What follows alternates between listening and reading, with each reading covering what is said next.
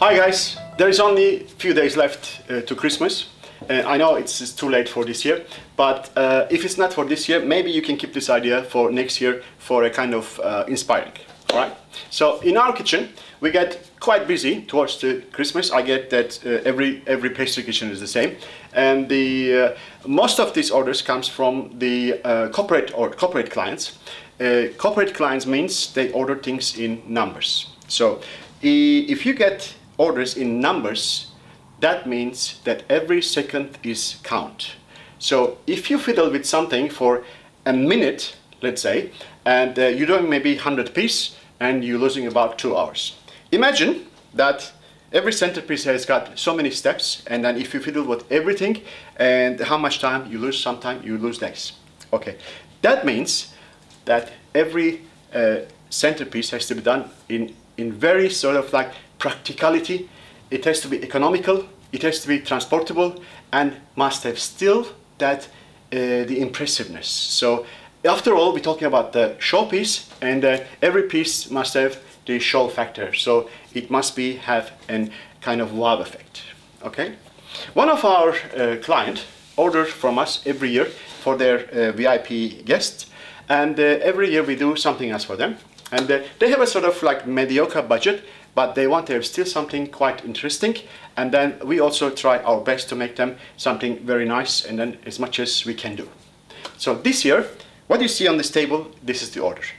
So Christmas tree decorated with some lollies, some other stuff, and then also surrounded with some Christmas cookies. So I done all those things already for that order, and I just left the last one, and I thought this is a good idea to share this little information with you. Maybe you will enjoy that also as much as I do. All right. So what I do in this centerpiece, in this order. So I have these pieces. These are done in very sort of like roughly that the mixture of cereals and mixture with royal icing. So what I do, I take cereals, let's say oats, cornflakes, bran, and then maybe sometime you can also take some muesli, the mixture of muesli. There is some sweet elements inside, like raisins and orange pieces and everything. So this also will be nice. So I put them in the big mixing bowl, and I have royal icing, which is 1-to-6 recipe. You can find this in our website, ianasway.com. 1-to-6 means 1 amount of egg white, 6 amount of icing sugar, bit of acid inside like vinegar or kind of lemon juice, and then we beat it up to the nice creamy texture, and then I put some green coloring inside. So if I have a 1.2 kilo of cereal mix, I put 900 gram of royal icing. That's just the right ratio to make it this texture, as you see, this texture. All right, but the royal icing has to be a little bit sloppy, not so saucy, not so liquid, but I add a little bit of water inside to make the royal icing a little bit more sort of like grabbing the pieces easier. All right. At the end of the day, when I mix this together, the amount of royal icing covers the cereal pieces, but it doesn't become like a big lump, big sort of like a paste. Right. It is still sort of a little bit of crumbly, but still sticky to each pieces. So I take a handful. I make a tray. I take a tray and then handful and just put it nicely on a kind of non-stick sheet, which could be cellophane sheet or plastic kind of lining on it, and I make it, as you see over here, there's 1, 2, 3, 4, 5, 6 layers. So what will happen, these 6 layers, if I prepare in these sizes, I will have a comfort to take just grab one after another one, and I get this conical shape beautifully. So you need to get this one at least a couple of days dry, otherwise it will be still brittle.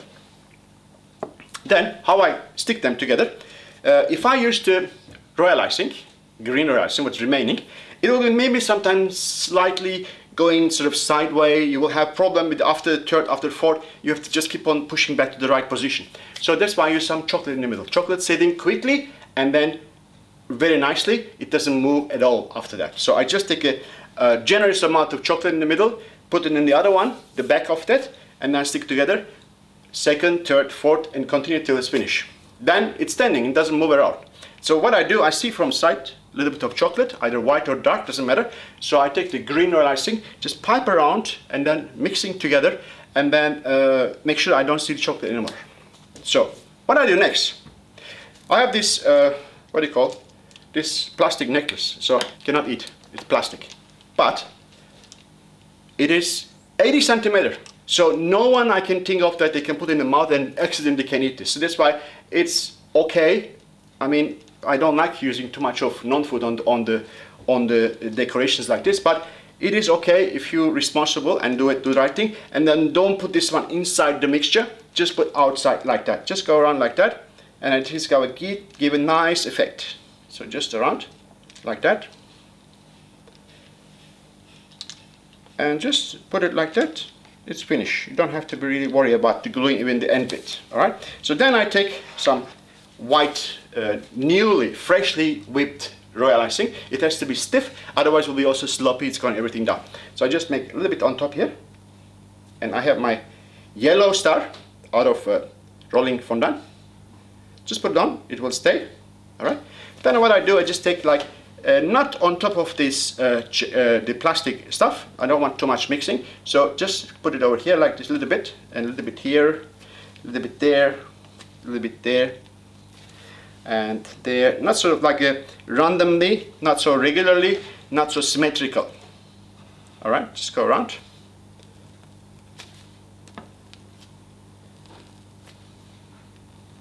It's sort of like when you're piping, don't go back and forward, just go once, a nice big lump. Just like the snow fall on the tree and then sort of become some accumulations. All right. Then what I do, I just take Jaffa, as it's called, round balls. It's just perfect size and then nice and shiny. I just put them around here. It will stay immediately because my royal icing quite stiff. Just put about 10 to 15 around. If you like to put other lollies, of course it would be nice, but make sure that you don't putting something unrealistic proportion and size, because you know, this represents little glass balls in the always be decorated with the Christmas tree, so there's a nice proportion and the size is correct.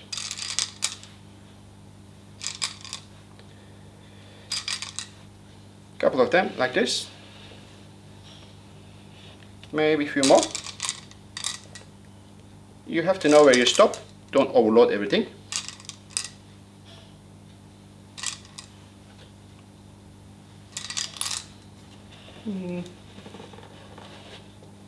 Maybe one more here. That's it, it's done. So after that, I have these cookies. Any Christmas cookies will do, any other cookies will do. This doesn't look complete, so you have to put something around so kids can easily reach and eat it. So this one called Bibberli. So Bibberli is actually just little sausage rolls. Instead of meat, we have almond filling inside, which is almond meal, sugar, and just egg. And make it like a creamy texture. Just pipe inside the dough and roll the dough sausage, and then slice them into pieces about 4 or 5 centimeter. Bake them nicely, they are all ready. So I just put them around here, 12 pieces. You can actually, of course, do something else, maybe some chocolate lollies or whatever. The centerpiece will be complete with something that you can reach and put in your mouth. Kids will love this.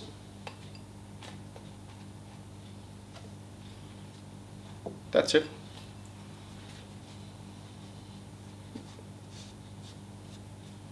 That's it. I'm done. I just done the last one. Okay. So I hope you like this, and then it gives you a little bit of spark for the next time when you do something like that. Don't forget, it has to be practical, economical, transportable, and has to be also must have a special effect, which is called wow. Okay. So my name is Serdar Yener. I'm from yenersvey.com, and if you don't find this one is important enough or something educational, please go to yenersvey.com. We have heaps of videos on there. We have free videos. You can be member free of charge, and after that you can have an access to more serious videos with just little fee, and otherwise just welcome to be as our just a member, and then we will give you a lot of information time to time. So I would like to wish you a very Merry Christmas and very Happy New Year. I'll see you on the next one. Thank you.